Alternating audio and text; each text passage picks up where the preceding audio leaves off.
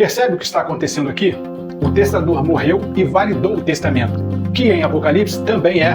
Nesse período, 5 milhões foi o número estimado de cristãos só dentro do Império Romano. Deixa eu falar uma coisa com muito carinho para você, percebeu?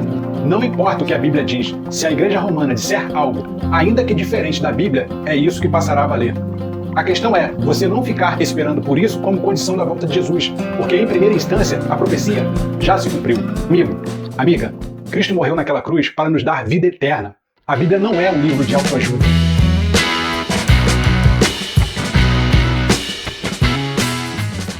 Salve pessoas, Sandro aqui. A Bíblia nos mostra que os selos, além de serem usados para autenticar e validar, também serviam para lacrar os documentos. Descobertas feitas mostram que um livro, que na verdade era um rolo contendo 7 selos, significava que aquele documento na cultura hebraica era uma escritura de posse ou um testamento.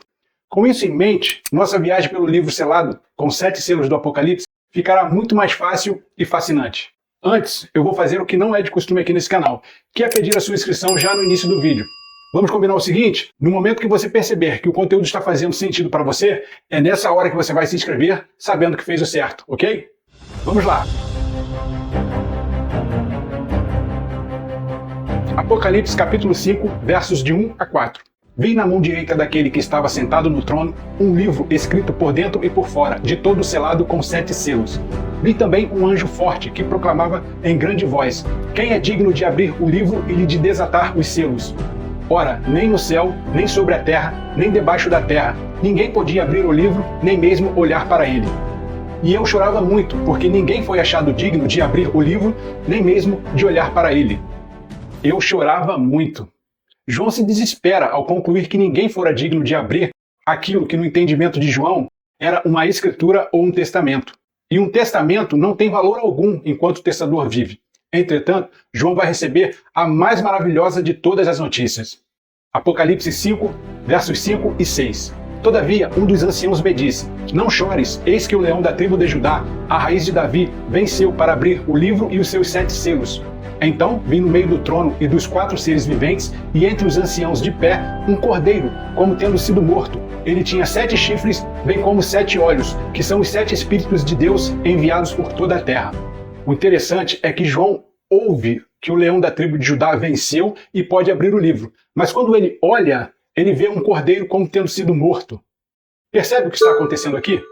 O testador morreu e validou o testamento, que em Apocalipse também é uma escritura de posse.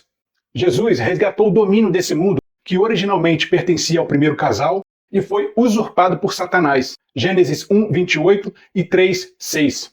Os 7 selos. Aqui, eu preciso te apresentar um conceito. Se tratando de Apocalipse, a profecia é uma verdade que se amplia. Eu vou exemplificar isso para você.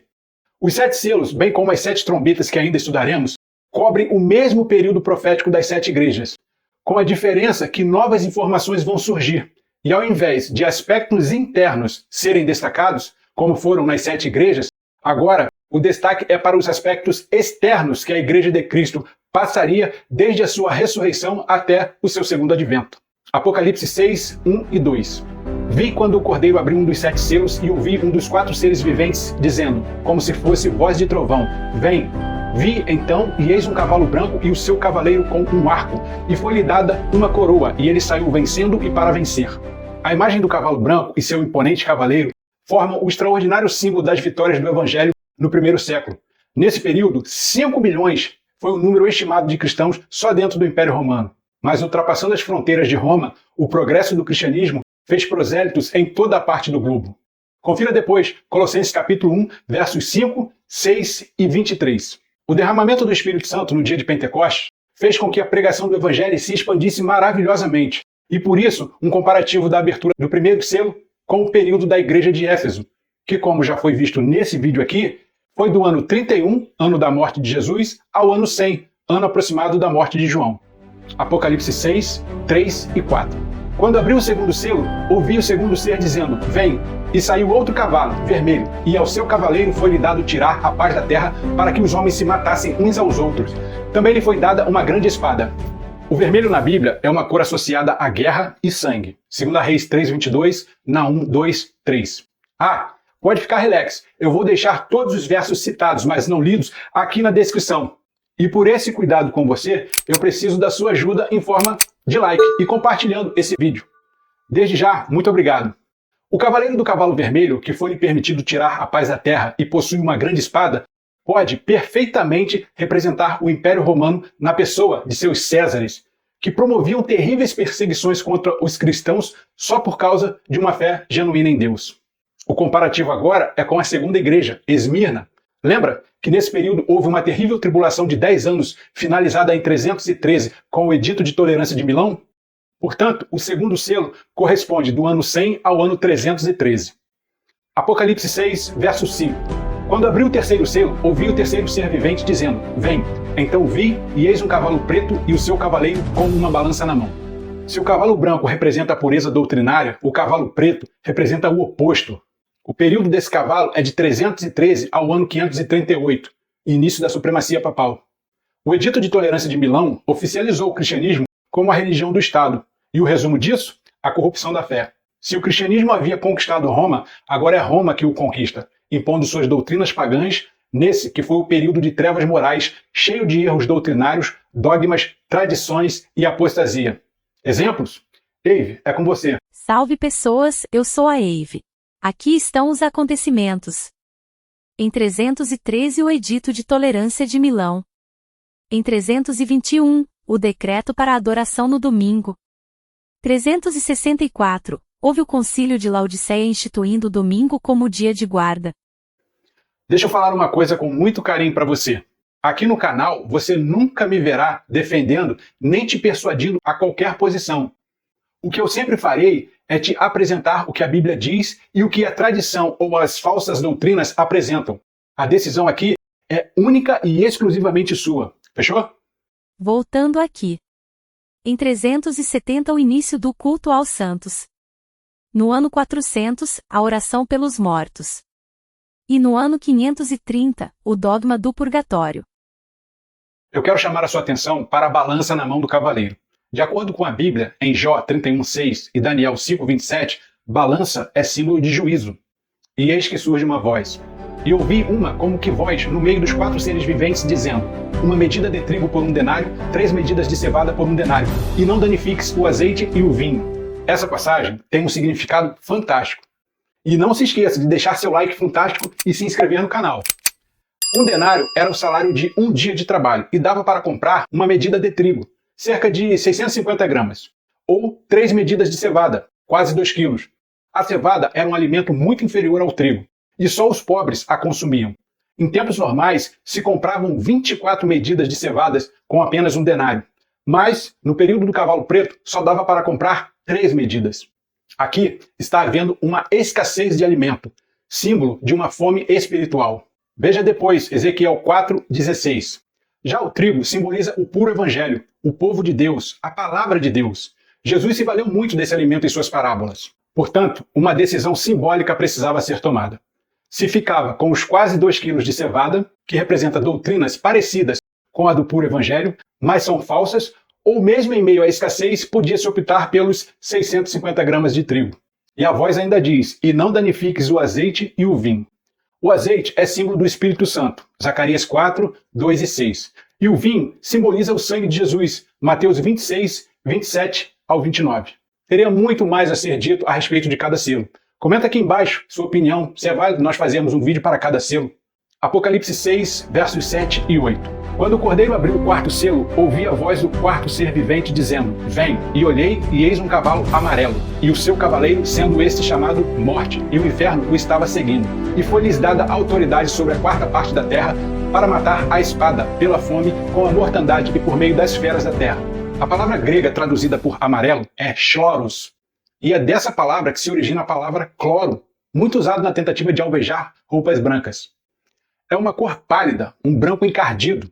Ou seja, se o branco do primeiro cavalo representa uma igreja lavada e alvejada no sangue do cordeiro, agora a igreja está desfigurada, encardida, tudo por causa dos dogmas, tradições e falsas doutrinas inseridos pela igreja romana.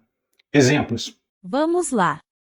Em 998, institui-se o Dia dos Mortos, aqui no Brasil, 2 de novembro, Dia de Finados. Em 1184, instituída a Inquisição. 1190, começa a venda de indulgências. Em 1216 é instituída a confissão auricular. E em 1563 no Concílio de Trento, a tradição é colocada acima da Bíblia. Percebeu? Não importa o que a Bíblia diz, se a Igreja Romana disser algo, ainda que diferente da Bíblia, é isso que passará a valer. O período do quarto selo é de 538 a 1798. Nestes 12 séculos, fiéis filhos de Deus, como os albigenses, os valdenses e os huguenotes, foram mortos pelo clero de Roma, e só porque eram fiéis à palavra de Deus. Os 3 últimos selos. Na abertura do quinto selo, João vê almas clamando debaixo do altar. Esse termo alma, na Bíblia, nada tem a ver com o conceito de alma que muitas pessoas têm. Alma na Bíblia não é uma entidade que sobrevive fora do corpo. Alma na Bíblia é o mesmo que pessoas. Apocalipse 6, 9 e 11. Quando ele abriu o quinto selo, vi debaixo do altar as almas daqueles que tinham sido mortos por causa da palavra de Deus e por causa do testemunho que sustentavam. Clamaram em grande voz, dizendo: Até quando, ó soberano Senhor, santo e verdadeiro, não julgas nem vingas o nosso sangue dos que habitam sobre a terra? Então a cada um deles foi dada uma vestidura branca e lhes disseram que repousassem ainda por pouco tempo, até que também se completasse o número dos seus conservos e seus irmãos que iam ser mortos, como igualmente eles foram. Nesse texto há um clamor simbólico dos mártires, mortos na Idade Média. Quer ver um texto paralelo a esse na Bíblia? Gênesis capítulo 4, verso 10, Deus falando com Caim. E disse Deus: Que fizeste? A voz do sangue do teu irmão clama da terra a mim. Quando o sexto selo é aberto, todos os simbolismos são deixados para trás. Deixados para trás? Lembra desse abominável filme? Você precisa ver esse vídeo, que fala da mentira do arrebatamento da igreja. O simbolismo sai de cena e a literalidade torna-se evidente. Pois, além do profeta Joel, o próprio Cristo vai profetizar os mesmos sinais que apontavam para o seu iminente retorno. Mateus 24, verso 29.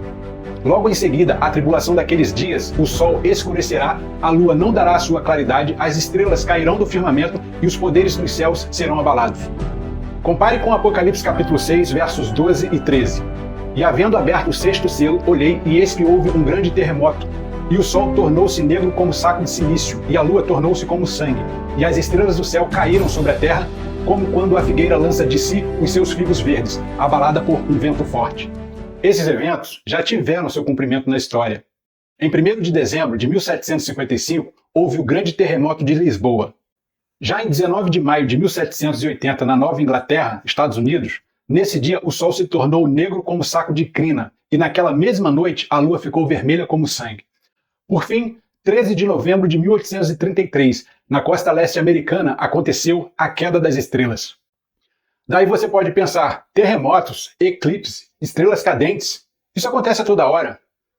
É verdade, mas se você buscar entender esses acontecimentos que mencionei, você verá que todos eles, aos olhos do conhecimento humano, eram impossíveis de acontecer. De fato, foram eventos sobrenaturais. Como eu já disse, as profecias são uma verdade que se amplia.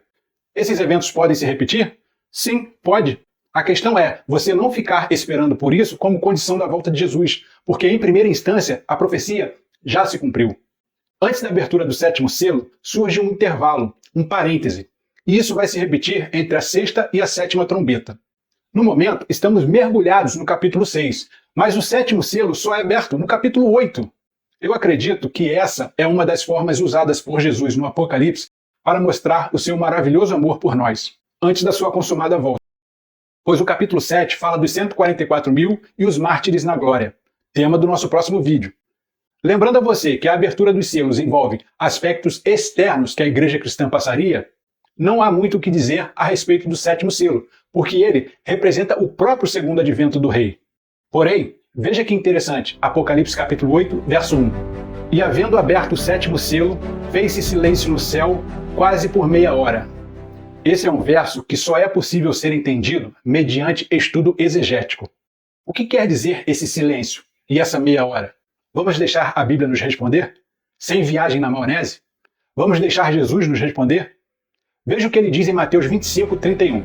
Quando vier o Filho do Homem na sua majestade e todos os anjos com ele, então se assentará no trono da sua glória. O céu estará em silêncio porque ele estará vazio. Jesus virá nos buscar, trazendo consigo todos os anjos. E voltando ao princípio dia-ano de interpretação profética, onde um dia profético equivale a um ano literal, conforme Números 14:34 e Ezequiel 4, 6 e 7, podemos afirmar que Cristo levará em torno de uma semana para vir nos buscar e nos levar até o terceiro céu. Olhe para a tabela. Se um dia, 24 horas, equivale a um ano, 12 meses, 12 horas são 6 meses, 6 horas, 3 meses, 2 horas, 1 mês, 1 hora, 2 semanas. Logo, 30 minutos representa uma semana. Sandro, eu nunca ouvi falar sobre isso. Acho que é você que está viajando na maionese. Infelizmente, a maioria do cristianismo hoje só sabe ensinar que Jesus vai te exaltar, Jesus vai te curar, Jesus vai te fazer um vencedor, você não será humilhado, etc, etc e etc. Amigo, amiga, Cristo morreu naquela cruz para nos dar vida eterna. A Bíblia não é um livro de autoajuda. O mundo jaz no maligno. Se inscreva no canal e continue aprendendo a pura doutrina bíblica. E Apocalipse 6, 14 ao 17 nos dá a prévia antes desse extraordinário acontecimento. E o céu recolheu-se como um pergaminho quando se enrola. Então todos os montes e ilhas foram movidos do seu lugar. Os reis da terra, os grandes, os comandantes, os ricos, os poderosos e todo escravo e todo livre se esconderam nas cavernas e nos penhascos dos montes. E disseram aos montes e aos rochedos: caí sobre nós e escondei-nos da face daquele que se assenta no trono e da ira do Cordeiro, porque chegou o grande dia da ira deles. E quem é que pode suster-se? Quem é que pode suster-se? A resposta está em nosso próximo encontro. Eu te espero lá. E aí, bora tomar essa cruz?